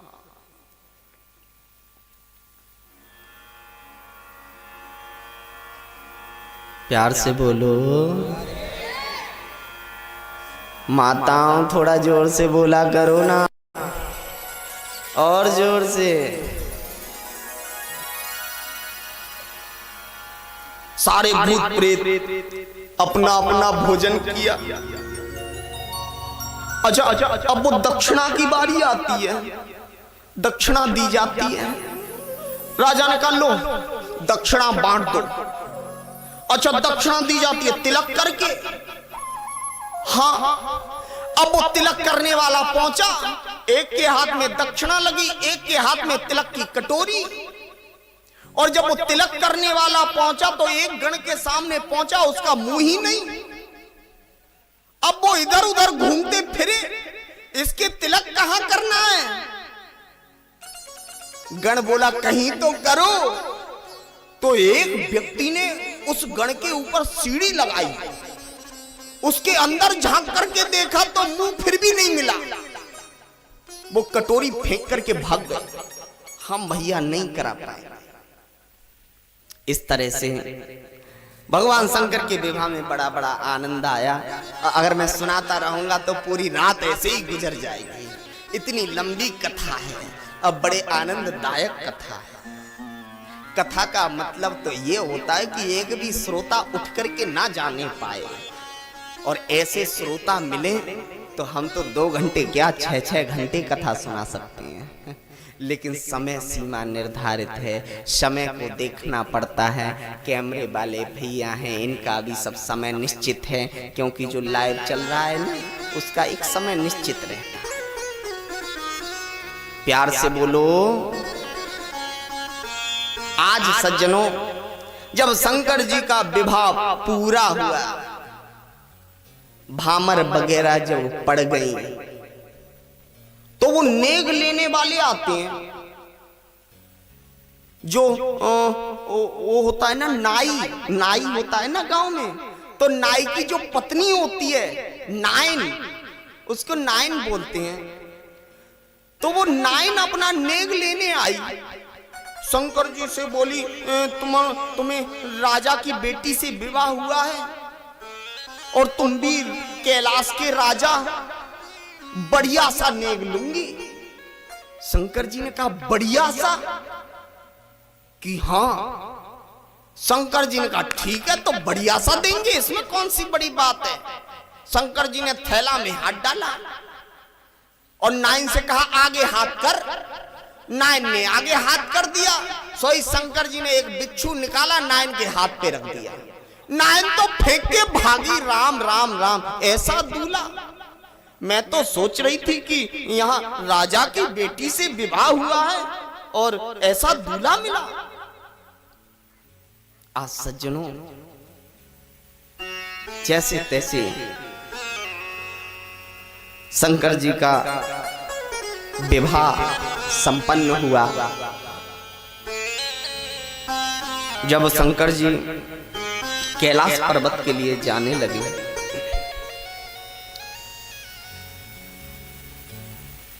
आज हिमांचल राजा ने आंखों में आंसू भर के हाथ जोड़ लिए। एक बात बताऊं, पिता जो होता है ना, उसका जो दिल होता है वो बहुत पत्थर का होता है। बेटा को यदि सांप काट ले फिर भी पिता के आंसू नहीं निकलते हैं, लेकिन जब बेटी की विदा होती है तो वो पिता फपक फपक के रोने लगता है, जोर जोर से रोने लगता है। बेटे को कोई तकलीफ हो जाए, पिता को इतना दुख नहीं होता है, लेकिन बेटी की जब विदाई होती है तो पिता को सबसे ज्यादा दुख होता है। और एक बात बताऊं, पिता किसी समय किसी के सामने हाथ नहीं जोड़ता, लेकिन जब बेटी की विदाई करता है तो सबके सामने चेहरा उतार करके हाथ जोड़ के खड़ा हो जाता है कि अब ये मेरी बेटी नहीं है, अब ये आपकी बेटी है, इसका ध्यान रखना, इसके साथ कोई ऐसा व्यवहार मत करना। कोई कोई तो आजकल एक चक्कर और चल गया है दहेज वाला। ये जो दहेज वाला जो प्रथा चली है ना सज्जनों, ये सबसे खतरनाक प्रथा है। दहेज को तो बिल्कुल बंद ही कर देना चाहिए। ना जाने कितने पिता आत्महत्या कर लेते हैं। दहेज तो देना ही बंद कर देना चाहिए। एक जगह, अच्छा ये गलती आप लोगों की नहीं है, जब आप मांगोगे तो आप अपनी बेटी की शादी करोगे तो दूसरा तो आपसे अपने आप ही मांगेगा, क्योंकि तुमने भी लिया है ना। एक की लड़के की शादी हो रही थी तो कोई कोई आपने देखा होगा जो माताएं होती हैं ना वो बहुत तेज होती हैं।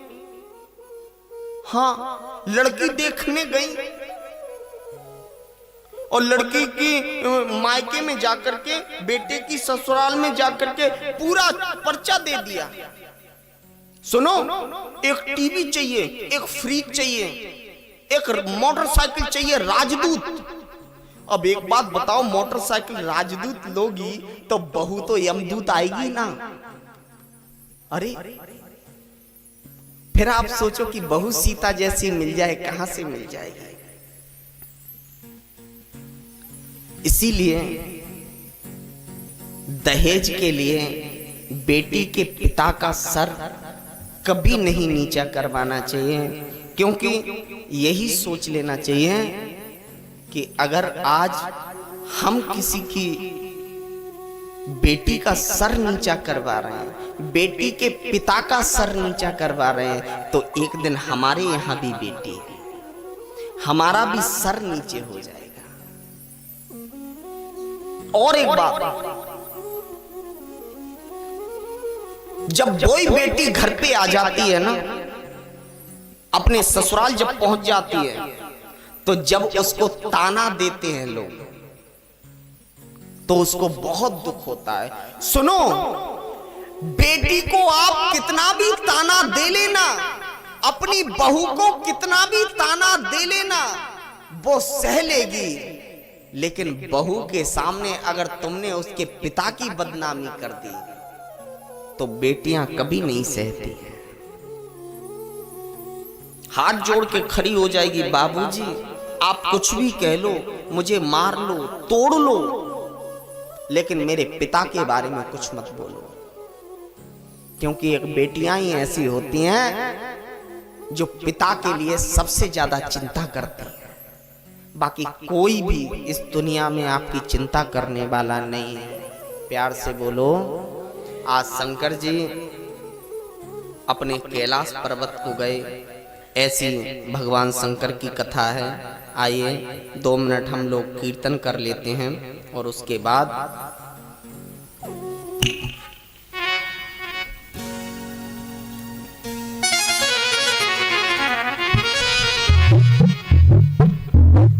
अरे सलोनी सांवरी सूरत दिखा दोगे तो क्या होगा। सलोनी सांवरी सूरत दिखा दोगे तो क्या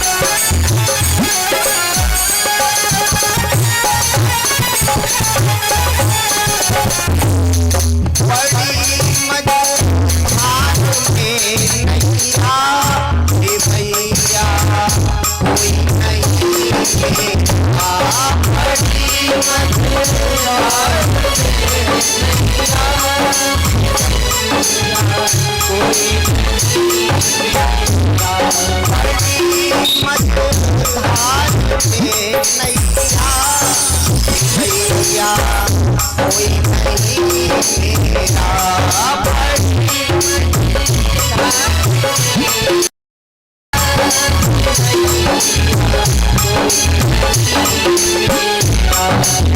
नैया